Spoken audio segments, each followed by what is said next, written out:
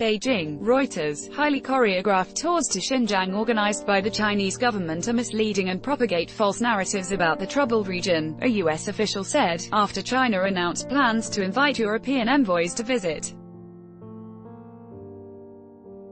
China has been stepping up a push to counter growing criticism in the West and among rights groups about a controversial de-radicalization program in heavily Muslim Xinjiang, which borders Central Asia. Critics say China is operating internment camps for Uyghurs and other Muslim peoples who live in Xinjiang, though the government calls them vocational training centers and says it has a genuine need to prevent extremist thinking and violence. China's foreign ministry said late last week it would invite Beijing-based European diplomats to visit soon. Diplomatic sources said the so far informal invitation had gone specifically to ambassadors and was planned for this week. A U.S. government official, asked by Reuters if the U.S. ambassador to China, Terry Branstad, had been invited to visit Xinjiang, said there were no meetings or visits to announce. Highly choreographed and chaperoned government-led tours in Xinjiang have propagated false narratives and obfuscated the realities of China's ongoing human rights abuses in the region, the official said, speaking on condition of anonymity. The visit this month would be the first by a large group of Western diplomats to the region since international concern about Xinjiang's security clampdown began intensifying last year.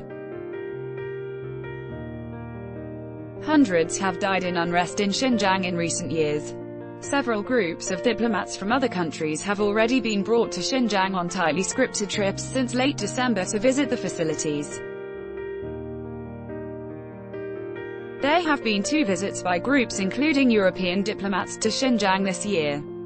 One was a small group of EU diplomats, and the other by a group of diplomats from a broader mix of countries, including missions from Greece, Hungary and North African and Southeast Asian states. A Reuters journalist visited on a government-organized trip in January.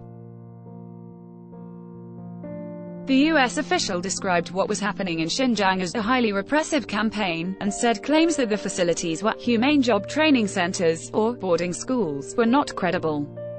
We will continue to call on China to end these counterproductive policies, free all those who have been arbitrarily detained, and cease efforts to coerce members of its Muslim minority groups residing abroad to return to China to face an uncertain fate. China's foreign ministry did not immediately respond to a request for comment. China has rejected all foreign criticism of its policies in Xinjiang, and says it invites foreigners to visit to help them better understand the region. Earlier this month, the U.S. State Department said China's treatment of Muslims in Xinjiang marked the worst human rights abuses since the 1930s. The issue of Xinjiang adds another irritant to already strained ties between Washington and Beijing, who are trying to end a bitter trade war and have several other areas of disagreement, including the disputed South China Sea and U.S. support for Chinese claimed Taiwan. Late last year, more than a dozen ambassadors from Western countries, including France, Britain, Germany and the EU's top envoy in Beijing, wrote to the government to seek a meeting with Xinjiang's top official, Communist Party chief Chen Quanguo, to discuss their concerns about the rights situation. The administration of U.S. President Donald Trump has weighed sanctions against senior Chinese officials in Xinjiang, including Chen.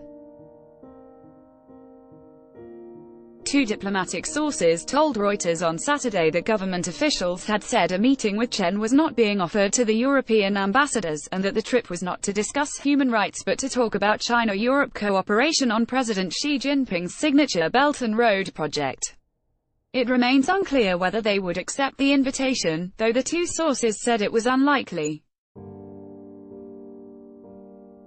The European Union's embassy in Beijing has declined to comment on the invitation.